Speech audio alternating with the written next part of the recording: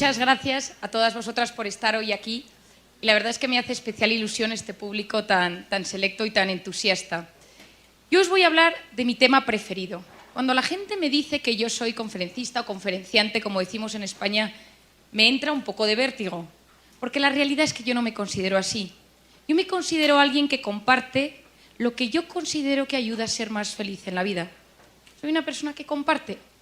Yo me dedico a trabajar las emociones. Yo en mi consulta me he empezado a dar cuenta que aprendiendo a gestionar nuestras emociones podemos ser mucho más felices. Y he ido un poco más allá y he visto que aprendiendo a gestionar nuestras emociones tenemos menos enfermedades y nos encontramos mejor. Actualmente, desde hace un par de semanas, incluso he comenzado un proyecto de este tema relacionado con el cáncer. Por tanto, ¿por qué una psiquiatra? Porque una psiquiatra vende felicidad. Yo tengo la mejor profesión que existe. Cuando yo era pequeña, un día, según me cuenta mi madre, yo tenía 6 años, mi madre trabaja en banca y mi padre es psiquiatra.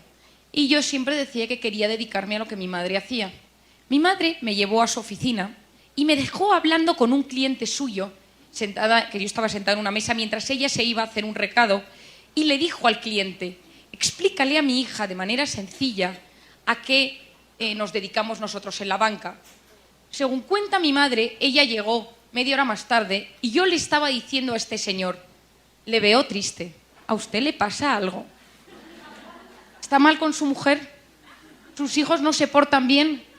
Mi madre me dijo: dedícate a lo de tu padre. Desde los 6 años supe que lo mío era la psiquiatría, a pesar de que mis compañeras de clase me decían que eso era cuidar a los locos. Pero yo sabía que mi padre era un hombre que hacía mucho bien y ahí empecé. Yo he cambiado el rumbo de la psiquiatría actual porque me voy un punto más allá. Yo utilizo pastillas, medicación de vez en cuando, pero yo trabajo las emociones, trabajo los traumas, voy al interior del ser humano hasta conseguir desmontar ese nudo que nos bloquea y nos impide ser felices. Esto que veis aquí es un cromosoma, todos sabéis lo que es un cromosoma, tenemos en todos los núcleos de las células de nuestro organismo, tenemos nuestros cromosomas y luego tenemos el cromosoma X y el cromosoma Y. Y esta parte de la punta de la esquina, lo que está en verde, se denomina telómero. Los telómeros, y le dieron el premio Nobel a Elizabeth Blackburn hace unos años por este tema, lo que hacen es que miden, uno cuando lo mide sabe la edad biológica del ser humano. La gente enferma, la gente con cáncer, la gente estresada, tiene el telómero más corto, mientras que la gente que está sana tiene el telómero más largo. Voy a ir un punto más allá. Como decían al presentarme, yo trabajé en Camboya sacando niñas de la prostitución infantil. Las niñas violadas o los niños que tienen traumas infantiles, bullying, problemas, en la infancia separación traumática de los padres, tienen los telómeros más cortos desde pequeños. Si yo tomo al azar 2 personas de 50 años, misma edad, el que tenga el telómero más largo será aquel que tenga una mejor salud. 2 buenas noticias con respecto a esto. Lo primero de todo es que el optimismo y la ilusión alargan los telómeros. Por lo tanto, la felicidad y el optimismo es una garantía de salud para la vida.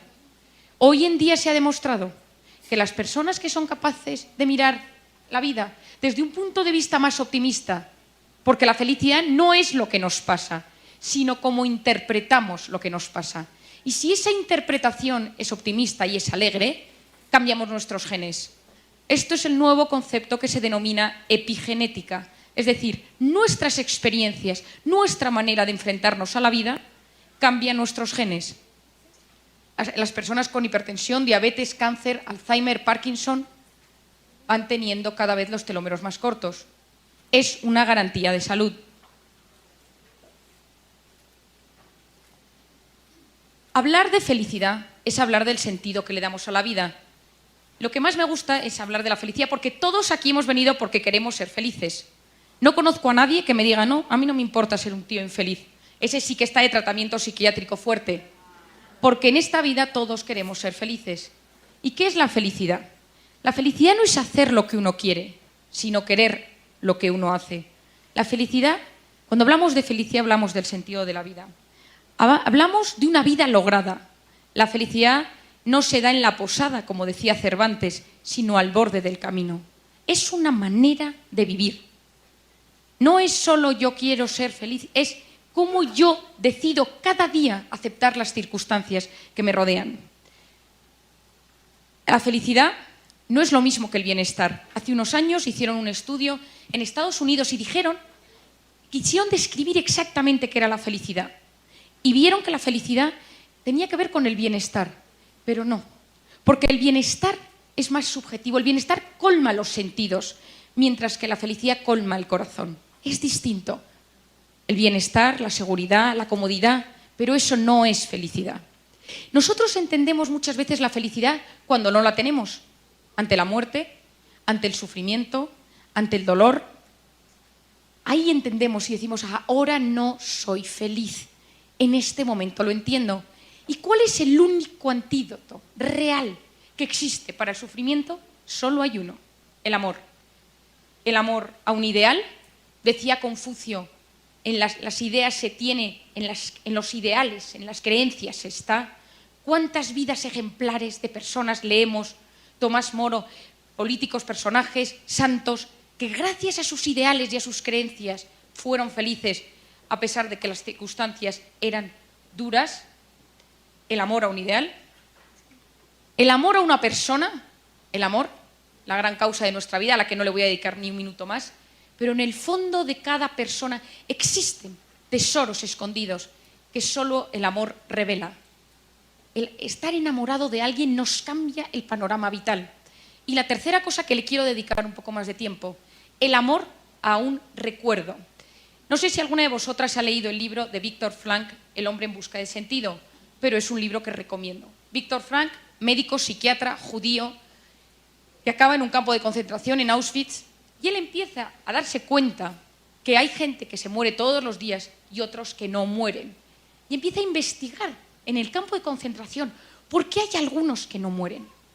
Y descubre que aquellos que tienen un sentido de su vida, un recuerdo de alguien o de algo del pasado, y se levantan pensando en ese recuerdo, esos son más felices y no mueren. En cambio, los que no tienen ningún recuerdo, los que no se agarran a nada del pasado, mueren. Tanto es así que hace 5 meses salió publicado un artículo de un premio Nobel japonés que hizo un experimento y vio qué pasaba en el cerebro de la gente cuando se le ponía a intentar recordar eventos del pasado gratificantes. Les hicieron resonancias magnéticas funcionales, aquellas de colores con imágenes, y se les decía y se les pedía que recordaran momentos alegres de su vida y que los describieran y que los pensaran y rememoraran. La sorpresa de este investigador fue que el recuerdo segregaba sustancias gratificantes, hormonas gratificantes como son la dopamina, la hormona de la confianza, la serotonina, la hormona de la felicidad, del placer, y se incrementaban incluso más que cuando la persona había vivido eso en primera persona. Es decir, recordar algo que nos gusta en nuestra mente genera mayores hormonas de placer y de felicidad que vivir la propia experiencia. Como anécdota curiosa, al terminar la prueba, el premio Nobel iba a pagar a toda la gente que había participado en el ensayo y le dijeron que había sido tan gratificante la prueba que preferían no recibir dinero. Es decir, el amor a un recuerdo nos puede ayudar y nos puede salvar. Viktor Frankl lo estudió y yo voy un punto más allá. Todo depende de cómo nos levantemos cada mañana y él descubre la logoterapia, el sentido de la vida. El 80% de las personas no saben por qué se levantan cada mañana. Es un automatismo, nos olvidamos por qué nos levantamos. La felicidad viene por tener motivos por los que levantarse cada mañana. La felicidad tiene mucho que ver con la manera en que nos expresamos y con el lenguaje, porque hay palabras que evocan emociones, palabras que evocan imágenes, que evocan emociones y sensaciones corporales. Pero hay 3 palabras que tocan el corazón del hombre. Por favor, gracias y perdón. Por favor, porque abre las puertas a la otra persona. Gracias, porque el agradecimiento es la memoria del corazón. Y el perdón, que para mí es la clave hoy en día para superar cualquier trauma del pasado. Cuando yo estuve en Camboya, yo tuve una experiencia muy dura, Yo estuve sacando niñas de los burdeles, de la prostitución, vi cómo violaban a niñas de 12, 13, 14 años. Escuché historias que me rompían y me resquebrajaban por dentro. Y en un momento dado pensé, ¿cómo puedo ayudar a estas niñas a que superen los traumas de su infancia? ¿Cómo puedo ayudar a una niña que ha sido vendida por su padre a un burdel, ve 40 clientes al día, le drogan y esta niña yo la saco del burdel? ¿Qué puedo hacer para que esta niña tenga una vida normal? Después de una experiencia muy impresionante, hablando un día con una niña con una vida durísima, ella me dijo a mí, ella me abrió los ojos y me dijo, una niña de 12 años, he descubierto que la única manera de poder ser feliz y de poder superar el trauma, la herida, es perdonar al que me lo hizo, por una parte a su padre o a su abuelo, y al que me violó. Y yo, toda mi terapia gira en torno al perdón. Perdonarnos a nosotros mismos por nuestros errores, que luego le dedicaré un momento, y perdonar a los demás, aprendiendo a entender la razón por la cual han sido así con nosotros. Como psiquiatra, en conclusión, ¿qué es la felicidad? La felicidad es vivir instalado en el presente, habiendo superado las heridas del pasado y mirando con ilusión al futuro. Aquellos que viven enganchados en el pasado son los deprimidos. Aquellos que viven angustiados por el futuro son los ansiosos. La depresión y la ansiedad, las dos grandes enfermedades del siglo XXI, donde se emplean más medicamentos hoy en día. Cuando tú le preguntas a alguien qué te preocupa, te habla del pasado o del futuro. Nos hemos olvidado de vivir en el presente. Esto es el equilibrio personal. Dejadme que os explique cómo funciona la mente. Hoy quiero que os vayáis con pocas ideas, pero con muy claras. Y la primera es que pensar altera nuestro mundo interior. Nosotros podemos conseguir que las cosas sucedan solo con querer que sucedan. Si nosotros queremos que algo pase, puede pasar. Y voy a dar un ejemplo muy pequeño y muy tonto, pero que lo vais a entender todas vosotras. Yo cuando me quedé embarazada, iba por la calle y solo veía mujeres embarazadas. Y pensé, toda mi zona, todo mi barrio, todas las mujeres se han quedado embarazadas a la vez que yo.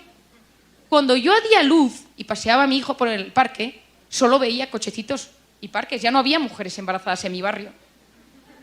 Hace unos meses tuve un esguince en el pie, iba a la pata coja, iba con una especie de muleta. Solo había gente con muletas en mi barrio. Llegué incluso a pensar que me copiaban y hacían todo lo que yo quería. Todos vosotros habéis descubierto que si algo os interesa o estáis preocupados por algo, de repente todo a vuestro alrededor gira en torno a eso. Esa palabra, todo el mundo está hablando de ese tema.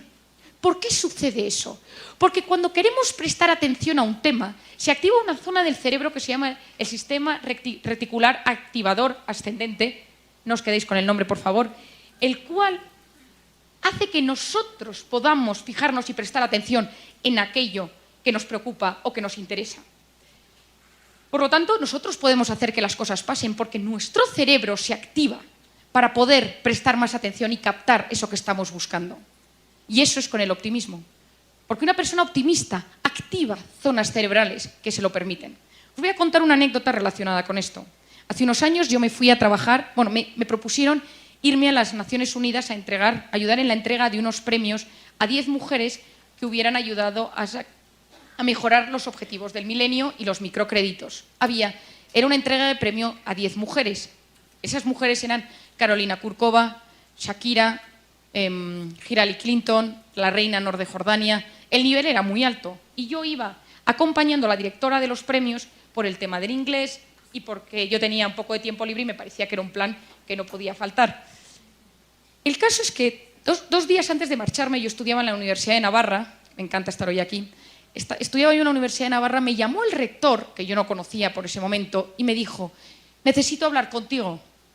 Fui a verle, a su despacho, y me dijo, me he enterado que te vas a las Naciones Unidas una semana. Y le dije, sí, me voy a entregar unos premios, ayudar en la entrega de unos premios. Me dijo, te quiero pedir un favor. Si ves a Kofi Annan, entonces secretario general de las Naciones Unidas, dile que estudias en la Universidad de Navarra, que este año es el aniversario de la universidad, háblale de nosotros. Y yo pensé, yo a Kofi Annan no le voy a ver. Pero activé mi sistema reticular activador ascendente y dije, por si acaso, voy a ver si lo encuentro. Y siempre que quiero encontrarme con alguien, me lo encuentro. Porque la gente dice que tengo suerte, no es verdad. No es cuestión de suerte, es que siempre estoy abierta a que me pasen cosas. Y hago un paréntesis. Yo soy absolutamente fan de Chayanne. Me encanta. La canción de Torero ha impulsado grandes momentos en mi vida. Y ayer estaba en el hotel en el DF, estaba desayunando con alguien y me dice, oye, por cierto, ¿sabes que está Chayanne allí? Digo, es que claro, es que no podía ser de otra forma. Porque cuando uno quiere que algo pase, puede pasar. El caso es que yo me voy a las Naciones Unidas, por supuesto, no veo a Kofi Annan por ninguna parte, y cuando estamos en medio de la entrega de premios, salgo por la puerta de atrás y me voy al baño. Y me encuentro en el baño una señora rubita, blanquita así, mona, y yo, que como podéis observar tengo una cierta timidez, le digo, ¿qué tal? Digo, ¿viene usted a la entrega de premios? Me dice, sí. Le digo, ¿sabe cómo ir? Y sin que le dé tiempo a responder, le explico cómo funcionan las Naciones Unidas, a qué puerta se tiene que dirigir, quiénes son las premiadas, qué son los microcréditos, cuáles son los 10 objetivos del milenio. La señora me da las gracias muy educadamente y se marcha. Al cabo de un rato la vi en la sala al fondo y dije, pues la señora ha encontrado su sitio. Yo volví a España, no me había encontrado con Kofi Annan, y cuando yo volví en el avión, estaba yo sentada en turista y la directora del programa iba en business y yo tenía que entregarle unos papeles y le dije a la azafata, ¿le importa que me adelante un momento a entregarle estos papeles? Sí, no se preocupe. Voy hacia adelante, le entrego los papeles y cuando vuelvo por el pasillo, veo sentada en el pasillo a la señora rubia del baño. Y le digo, no me lo puedo creer, tampoco es que Nueva York sea tan pequeño. Digo, ¿do you remember me? ¿Se acuerda usted de mí? Sonríe, agarra la mano de la persona que tiene al lado y le dice, esta es la chica que me explicó cómo funcionan las Naciones Unidas. Era la esposa de Kofi Annan. Yo no sabía que Kofi Annan estaba casada con una mujer rubia blanca. No lo sabía. Le dije, Mr. Kofi Annan, mi nombre es Marian Rojas, estudio en la Universidad de Navarra. Cuando volví a España, llamé al rector y le dije, mensaje entregado. Si uno quiere que las cosas pasen, pueden pasar. Y esto es una de las ideas más importantes con las que quiero que os quedéis hoy. Ahora os voy a hablar de una hormona que a partir de hoy va a ser vuestra mejor amiga. En todas vuestras conversaciones vais a hablar de ella, que se llama el cortisol. Si ahora entra el bedel y dice ¡fuego!, todas nos levantamos y salimos corriendo a la puerta porque tenemos una hormona que es la hormona del estrés y la supervivencia que se llama el cortisol. Si no tuviéramos cortisol, nos quedaríamos sentadas y diríamos ¡ay! Pues vamos a ver cómo se quema el edificio, qué interesante. Por lo tanto, a pesar de que os voy a hablar de cosas muy negativas de esta hormona, es fundamental para la supervivencia. Es la famosa hormona que si uno se encuentra con un león delante, uno puede salir corriendo gracias a esta hormona. ¿Qué pasa? Que salimos fuera, nos dicen que hay fuego, estamos fuera y nos dicen no, ha sido una falsa alarma, es que está estropeado el sistema de alarmas. Y nos volvemos a sentar 10 minutos después, todas en el mismo sitio, y yo sigo con mi conferencia. Ninguna se sienta de la misma forma. Todo el mundo está como inquieto. Uno tiene como una sensación rara. Nadie puede olvidarse que ha salido corriendo por un posible fuego. ¿Por qué? Porque la hormona del cortisol tarda entre 6 y 8 horas en bajar y volver a sus niveles normales. Es decir, el pico es muy rápido, la bajada es lenta. Si uno va conduciendo, manejando por estas calles tan apasionantes y sin tráfico de Guadalajara, y uno tiene un frenazo, aunque no se dé con el coche de delante, uno tiene una sensación, una opresión y dice, ¡ay! Me ha pasado algo, ¿no? Imaginaros que seáis aquí sentadas y entonces uno empieza a pensar, ¿y si en verdad no está estropeada la alarma? ¿Y sí que hay un incendio y se ha equivocado el bedel? Estamos aquí, ¿cómo voy a salir yo? Porque estoy en medio. Entonces tendría que levantarme y empieza a agobiarse y a pensar qué pasaría. Se produce solo con pensarlo el mismo pico de cortisol. Imaginaros que volvéis aquí 3 meses después a otra conferencia. La persona que ha estado así de agobiada dice, no, yo me voy a poner cerca de la puerta porque yo no me fío. Pero en ese momento alguien le dice, no, siéntate conmigo. Le sienta delante y se pasa toda la conferencia pensando, ¿y si hay un fuego? Se produce el mismo pico de cortisol.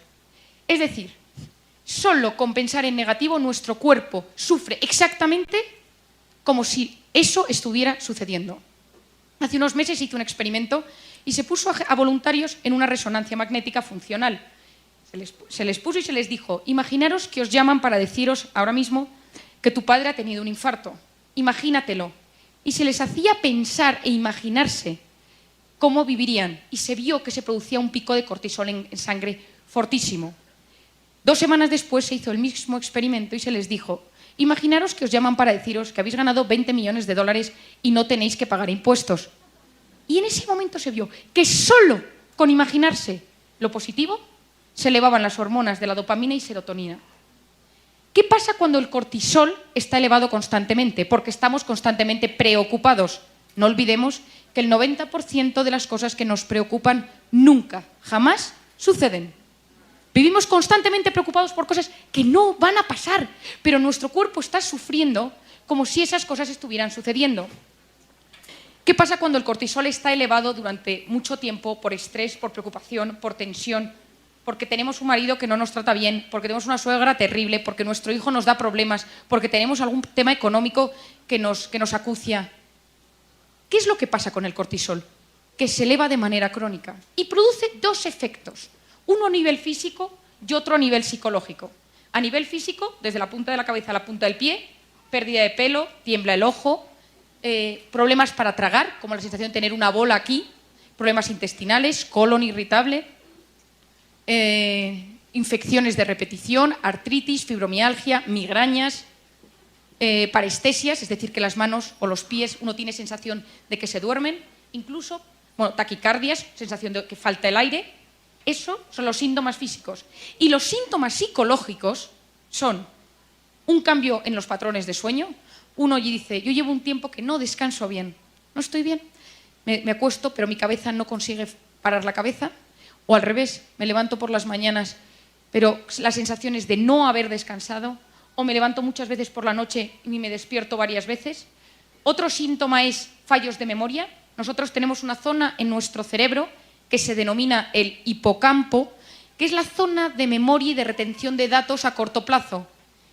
El hipocampo, en su membrana, tiene muchos receptores de cortisol. Cuando uno está muy estresado y muy tenso, empieza a notar fallos de memoria. ¿Cuánta gente veo en mi consulta de 40 años que viene y dice: doctora, vengo por un inicio de Alzheimer? Eso no es Alzheimer, es estrés, tensión y hipocampo bloqueado por hormonas del cortisol. ¿Qué más sucede?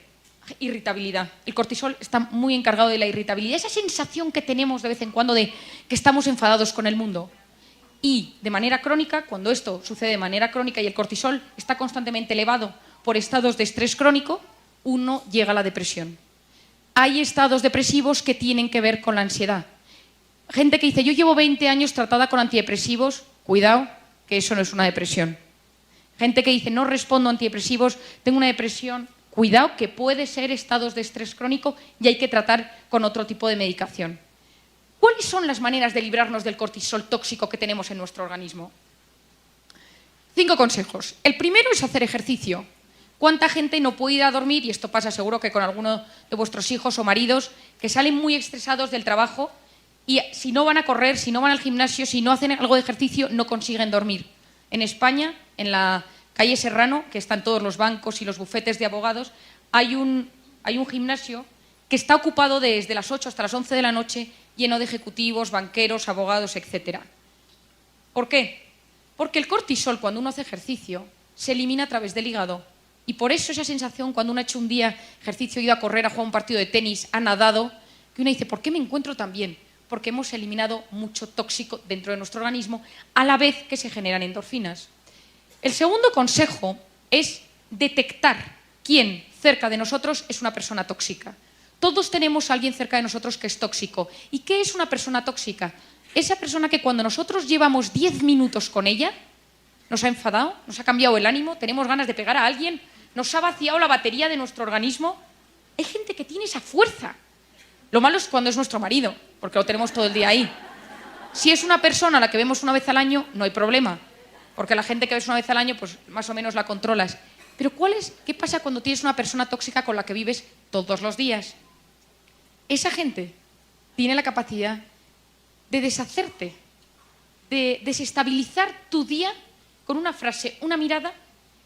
Y lo más importante es decir: ¿quiénes son las personas tóxicas de mi vida? Porque cuando uno sabe quiénes son las personas tóxicas, uno puede trabajar con ello. ¿Cómo se lidia con una persona tóxica? Yo siempre digo que hay dos cosas. La primera es decir, ¿es un tóxico universal? Es decir, ¿todo el mundo le ve tóxico? ¿Todo el mundo piensa lo mismo de él? ¿O es un tóxico personal? Es decir, hay gente que le cae muy bien, hay gente que se lleva muy bien con esta persona, pero yo no le puedo soportar. No tiene nada que ver, porque si es un tóxico universal, pues bueno, quizá haya que eliminarle, pero esa persona, el tóxico universal, tiene un problema, porque tiene un problema personal, porque segrega esa mala vibración a todo el mundo. Pero cuando es un tóxico que es para nosotros, especialmente para nosotros, yo siempre digo que hay que hacer dos cosas. La primera es, ¿por qué me afecta tanto lo que me dice? ¿Y qué me genera lo que me dice? Es decir, si yo os voy a dar un ejemplo. Yo tengo una amiga mía que siempre que estoy con ella es muy tóxica. Y no sé por qué cuando llevo 10 minutos con ella me quiero ir. Y eso que yo manejo muy bien estas situaciones, pero tiene algo. Entonces el otro día empecé a analizarlo y dije, la primera cosa que pasa es que ella cuando está conmigo no, me ignora, no me habla, dice cosas que saben que me pueden herir, pero sin mirarme diciéndoselo a otro. Es decir, tengo motivos para saber que es una persona tóxica en mi vida, pero a mí esa persona consigue hacerme muy vulnerable, porque durante el tiempo que estoy con ella me quedo muy triste y me quedo muy apagada. Entonces yo dije, ¿por qué hace ella esto conmigo? ¿Y por qué esto me afecta a mí? ¿Por qué lo hace conmigo? Me di cuenta que ella se sentía insegura conmigo, entonces me atacaba de manera indirecta. Y por otra parte, a mí ella, en público, me hace sentir vulnerable porque ataca mis puntos débiles. Entonces hice dos cosas. La primera fue que cuando yo la veía, yo me acercaba a ella y le decía algo muy positivo, qué mona te veo, me encanta tu chaqueta, cosas que pudieran gustarle, o sea, que hacía, bloqueaba su ataque. Y por otra parte, yo me puse un impermeable psicológico. Y cuando yo estaba con ellos, estaba como una especie de burbuja en la cual sus palabras resbalaban por fuera. Y funcionan. Por otra parte, al igual que hablo de las personas tóxicas, tenemos que detectar quiénes son las personas vitamina, que son aquellas que con estar con ellas 10 minutos, un día que estamos tristes, preocupados, angustiados, sabemos que tienen la capacidad de devolvernos la salud, la vida y la alegría. Y tenerlas detectadas porque existen en nuestras vidas. Y hay momentos y etapas en las que estamos mal y decimos, es que llamaría a esta prima mía que me cae tan bien, pero no la quiero molestar. Perdona, pero una persona vitamina está hecha para esto, para que te ayude en los momentos que lo necesitas. El tercer consejo son los pensamientos positivos. Cuando yo os hablo del cortisol, os hablo de que la ira, el nihilismo, la desesperanza, la tristeza, cuando estas existen se segrega cortisol y disminuye el riego sanguíneo en la corteza prefrontal izquierda del cerebro, que es la zona encargada de la toma de decisiones y la planificación. Cuando uno está enfadado, tiene menos sangre en la zona donde puede tomar decisiones. Cuando uno utiliza los pensamientos positivos, los mensajes cognitivos positivos, y dice, lo voy a conseguir, esto lo soluciono, se produce un aumento del riego sanguíneo en esa zona. Es decir, solo con pensar que las cosas nos pueden salir bien, alteramos nuestro cerebro. Tanto es así que hoy se ha visto que la gente que tiene curiosidad, ilusión, optimismo, se produce una neurogénesis de neuronas, es decir, lo que toda la vida habíamos estudiado, al menos yo en medicina, que las neuronas cuando morían para siempre, se ha descubierto en los últimos años que no es cierto. Podemos regenerar neuronas. Y una de las maneras de regenerar neuronas es a través del optimismo. Porque se ha observado que la gente que se levanta por la mañana con optimismo, con ilusión, al cabo de 2-3 semanas se produce un movimiento de neuronas de diferentes zonas de la corteza cerebral hacia el hipocampo y tenemos nuevas neuronas en la zona de memoria de aprendizaje. El optimismo cambia nuestras neuronas, modifica zonas cerebrales. El cuarto consejo es la meditación. Cuando yo hablo de la meditación, cuando yo empecé a estudiar todo este tema, estuve en Londres trabajando con un investigador que había publicado muchas cosas relacionadas con mindfulness. No sé si alguno ha ido a hablar de esto. Mindfulness es una técnica muy parecida al yoga, parecida a la oración, que tiene una tradición oriental, en la cual uno presta atención a cómo se siente físicamente mientras respira, con una característica principal. 2, una atención plena a cómo uno se siente físicamente y uno se va fijando y uno se fija dónde se van los pensamientos y los vuelve a traer. Y por otra parte, con una sensación de abandono. Es decir, yo no puedo controlarlo todo, por lo tanto me abandono. Esto viene de la cultura oriental. A todos los psiquiatras de casi todos los hospitales de España nos han formado en mindfulness y en muchas empresas, en muchos hospitales, todas las mañanas antes de empezar a trabajar hay una sesión de 10 minutos de esto. En Estados Unidos está por todas partes. Cuando yo hablé con el investigador con el que yo trabajaba, el profesor Andrea Danese, yo le pregunté, ¿la oración de los cristianos, de los católicos, sirve? Y me dijo él, sí, siempre y cuando esté el centro de esa meditación sea el abandono. A mí me resulta mucho más fácil abandonarme en Dios que abandonarme en la nada. Pero en los asiáticos se abandonan en la nada y les va muy bien. En Estados Unidos se ha investigado esto hasta tal punto que hay varios investigadores que se han ido a los conventos y a los monasterios donde no existe el cáncer, el Parkinson, el Alzheimer, la hipertensión, la diabetes en los conventos de clausura. Y han estudiado qué pasa allí. La alimentación, tampoco es que coman tan bien. Yo conozco muy bien un convento de clausura, tampoco es que coman tan bien. Tampoco es que las condiciones meteorológicas sean las mejores, porque el convento que yo conozco ni tiene calefacción y hace muchísimo frío. ¿Qué es lo que hace que las monjas y los monjes no tengan cáncer en sus monasterios? Una de las hipótesis que se está barajando es la meditación.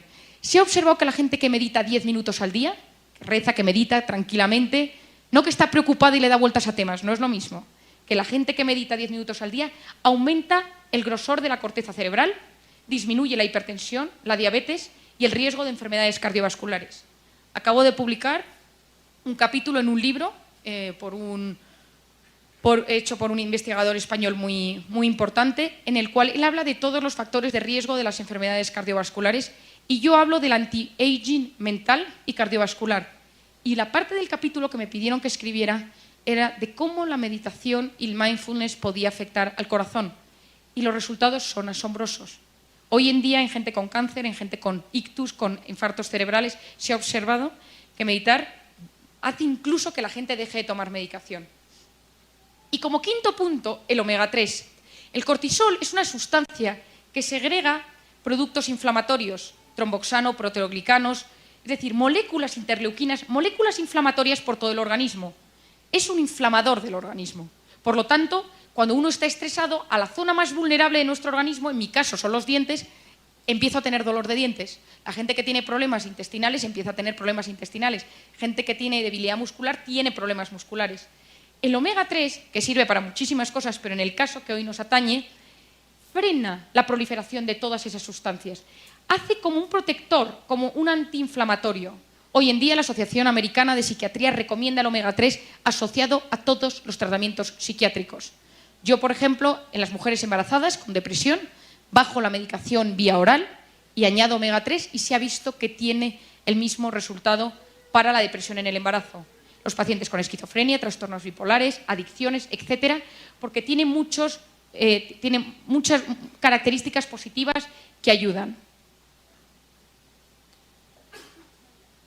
Os voy a dar de manera breve 7 consejos para conseguir gestionar bien nuestras emociones. Porque lo que a mí más me interesa hoy es que vosotros sepáis que para ser feliz y para tener buena salud y para tener, por todo lo que os he explicado del cerebro, de la epigenética, de las neuronas, del hipocampo, etcétera, una de las cosas que mejor nos puede ayudar es saber gestionar nuestras emociones. ¿Y eso cómo se hace?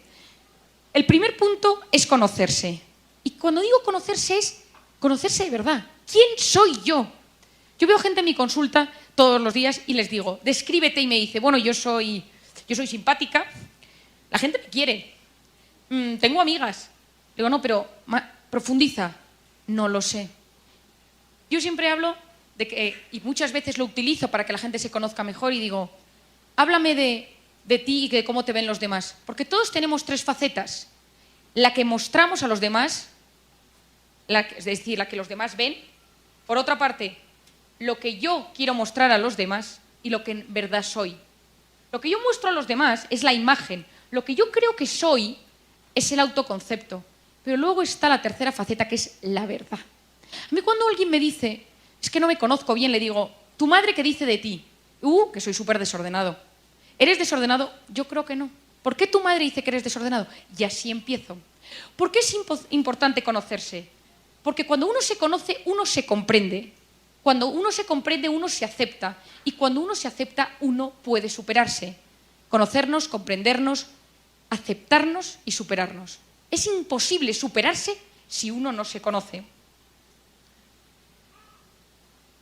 El segundo punto clave, importante, y más hoy en un perfil de mujeres, con los hombres esto lo hablo de otro tema, cuidado con el exceso de autocrítica y exigencia.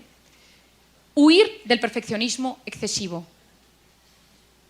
La gente excesivamente perfeccionista son los eternos insatisfechos. Nunca está suficientemente bien hecho esto, la comida no está en su punto, este documento que tengo que mandar no está bien, este email lo voy a volver a mirar, la ropa no está bien planchada. El perfeccionista es el eterno insatisfecho. En Harvard se ha observado que la gente, el 60-80% de la gente que está constantemente preocupada y que se exige mucho y se hace autoboicot interno, tiene muchas más migrañas, ellos lo han estudiado en la migraña, que la gente que no lo tiene. La psicoterapia es clave. Yo hago mucha psicoterapia en mi consulta porque entra para desenmascarar esta corriente devastadora. Cuidado con el autoboicot, que nuestra voz interior sirva para subirnos, para elevarnos y no para hundirnos. ¿Cuántas veces nuestra voz interior te dice, no lo vas a conseguir, no puedes, eres un desastre, esto no está bien para ti? En ese momento, ese autoboicot, se vuelve a generar toda esa hormona del cortisol de la que os hablaba antes. Tenemos que usar nuestro diálogo interno, que existe constantemente, para apoyarnos, no para hundirnos. Ese diálogo que tenemos dentro de nosotros. Tal Ben Shahar es un psicólogo israelí que imparte la asignatura más concurrida de la Universidad de Harvard, que es Cómo ser feliz. Y él habla de esto, y él dice una cosa, que es, si quieres triunfar más y ser más feliz, debes empezar por fracasar el doble. Y sobre todo, por aceptar el fracaso. No pasa nada por de vez en cuando caer. Yo admiro a la gente que ha caído y que se ha recuperado. El éxito oculta lo que la derrota enseña.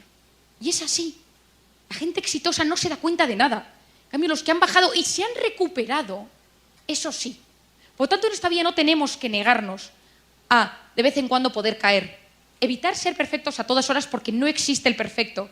Y toda la gente perfeccionista está intoxicada por cortisol porque está constantemente preocupada. Y ya como sabemos de hace unos minutos, los preocupados son gente mucho más amargada. De hecho, los preocupados van siempre juntos, los amargados van de la mano. En cambio, la gente feliz se ilusiona uno con otro. 3. Fijarnos metas y objetivos. Necesitamos saber qué queremos hacer con nuestras vidas. ¿Cuál es mi meta? ¿Cuál es mi objetivo? Yo siempre digo, echa tu mente al aire, piensa en alto, piensa en grande, actúa en pequeño. Piensa en grande, actúa en pequeño. Cuando yo era pequeña, yo tengo un hermano que falleció y para mí fue algo muy triste. Y mis padres me lo explicaron diciéndome, Marian, tu hermano está en el cielo. Y me explicaron que el cielo existía y que había muchos cuartos y que mi hermano estaba en un cuarto con un montón de juguetes. Y yo me quedé muy tranquila porque la explicación me sirvió. Mi abuelo era un gran fan de los Beatles y me ponía los Beatles siempre. Y un día estábamos escuchando los Beatles y yo ya hablaba inglés. Me puso la primera canción, que es Imagine There's No Heaven. Y yo dije, que es imagínate que no existiera el cielo. Y yo le dije a mi abuelo, ¿por qué los Beatles? ¿Por qué John Lennon puso que no existe el cielo cuando yo sé que existe el cielo porque mi hermano está ahí? Mi abuelo, sin despeinarse, me dijo, siempre que estáis en contra de algo de los Beatles, la culpa la tiene Yoko Ono.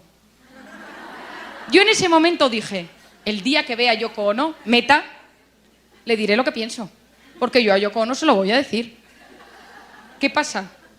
Que unos meses más tarde, unos años más tarde, estando el famoso Día de las Naciones Unidas que les contaba, estaba yo allí y de repente me llama la directora y me dice, oye, Marian, ¿dónde estás? Y le digo, en la puerta de las Naciones Unidas.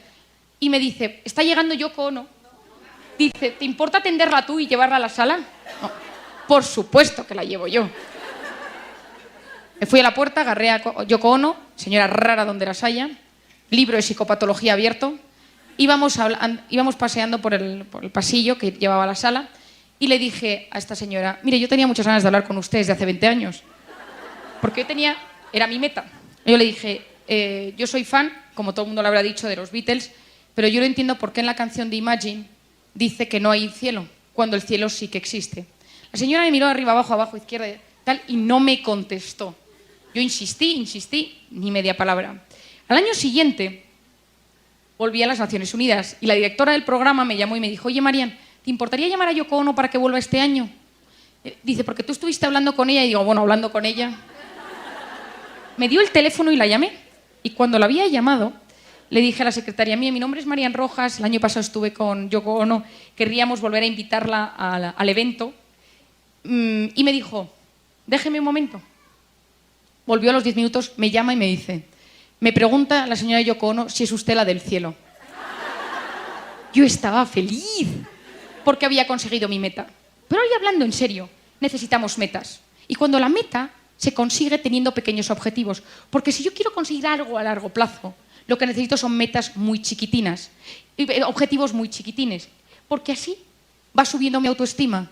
Si yo quiero perder 20 kilos, no puedo decir quiero perder 20 kilos. Tengo que decir, primera meta, primer objetivo, empezar a hacer ejercicio. Segundo, no comer chocolate. Tercero, es decir, al poner objetivos pequeños, y esto en la educación de nuestros hijos es clave, enseñarles a tener pequeños objetivos.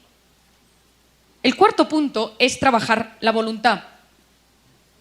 La foto, por supuesto, por si nadie se lo creía. El cuarto punto es trabajar la voluntad. Hay un libro que os recomiendo, de mi padre, pero es que es muy bueno el libro, que se llama La conquista de la voluntad. Cómo conseguir lo que te has propuesto. Mi padre, en su libro de La conquista de la voluntad, que lo sacó hace 20 años, ya vendió varios millones de ejemplares, explica que una persona con voluntad llega más lejos que una persona inteligente. Y explica cómo el orden, la constancia, en la cabeza, en las acciones, en el plan, puede cambiar nuestra vida.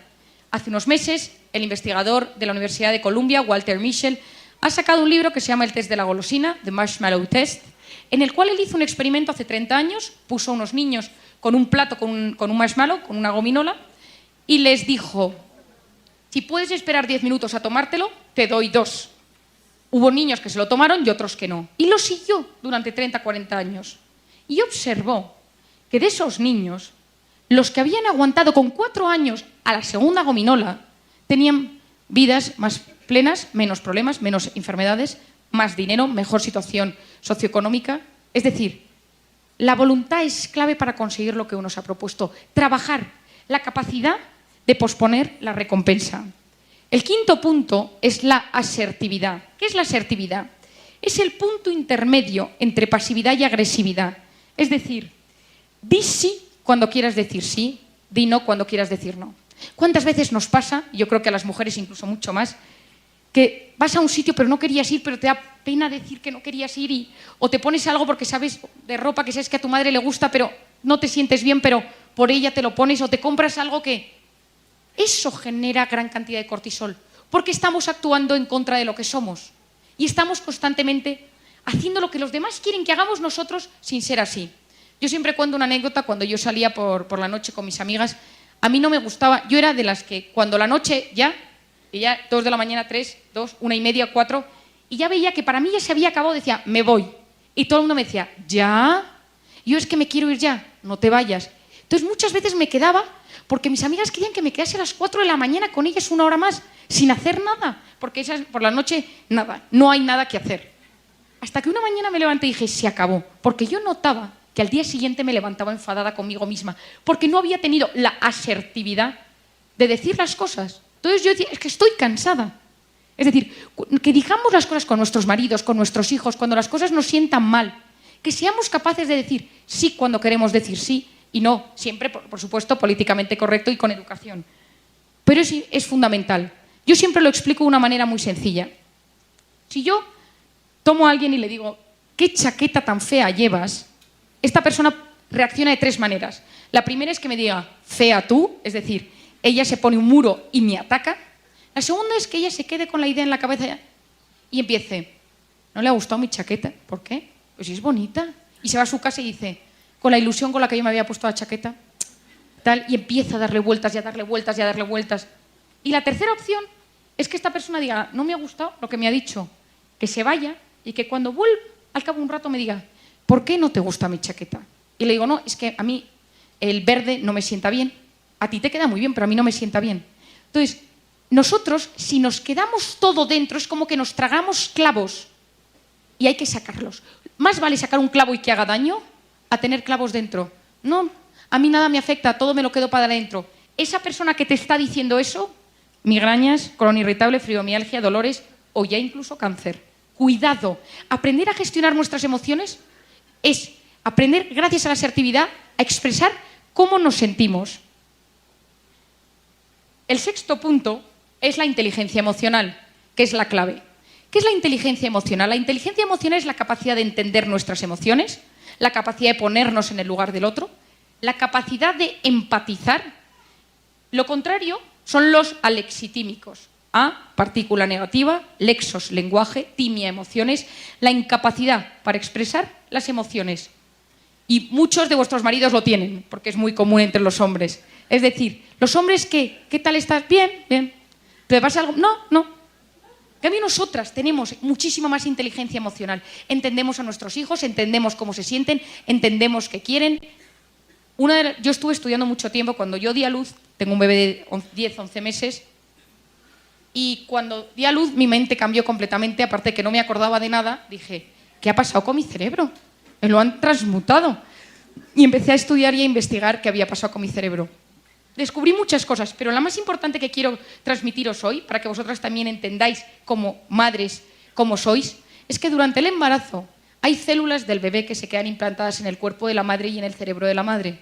Esa es una de las razones por las cuales nosotras sabemos cómo están nuestros hijos. Cuando nosotros decimos, a Pepito le pasa algo, y marido dice, yo le veo igual que siempre, y tú dices, no, le pasa algo. Y efectivamente, vas a Pepito y a Pepito le pasa algo. Y tu marido dice, ¿cómo lo sabes? ¿Lo sabes? Nosotras tenemos una inteligencia emocional mucho mayor. La inteligencia emocional hoy en día es clave para gestionar las emociones. Quien no sabe entender sus emociones y ponerse en el lugar del otro, sufre. Y no es una persona feliz. Y acabará teniendo algún síntoma. Y el quinto último punto es educar en el optimismo. Porque mi mensaje de hoy es que se puede aprender a ser feliz. Y yo, de hecho, y lo digo hoy aquí, hoy voy a proponer en el IPADE una asignatura que sea Aprende a ser feliz. Porque se ha demostrado que la felicidad se aprende. Hoy, en 45 minutos, yo os he dado unas pautas básicas sobre cómo se transforma nuestro cerebro por ser feliz. No olvidemos que cualquier situación puede verse en clave de problema o en clave de solución. No, la felicidad no es lo que nos pasa, sino cómo interpretamos lo que nos pasa. Podemos educar nuestra mirada. Saber mirar es saber amar. Y si uno mira amablemente las circunstancias, uno quiere más. Y querer siempre es bueno para el corazón. Última idea, la ilusión cambia nuestro cerebro, la alegría cambia nuestro cerebro. Se elevan hormonas positivas, la dopamina y la serotonina. Conseguimos que estructuras cerebrales se amplíen. La zona de resolución de problemas recibe más riego sanguíneo. Nuestra epigenética cambia si somos optimistas. Tenemos mejores genes. Quiero terminar, porque se me echa el tiempo encima, con una cita de un pensador oriental que me parece muy interesante. El que conoce lo exterior es erudito. Quien se conoce a sí mismo es sabio. Quien conquista a los demás es poderoso. Quien se conquista a sí mismo es invencible. Muchas gracias.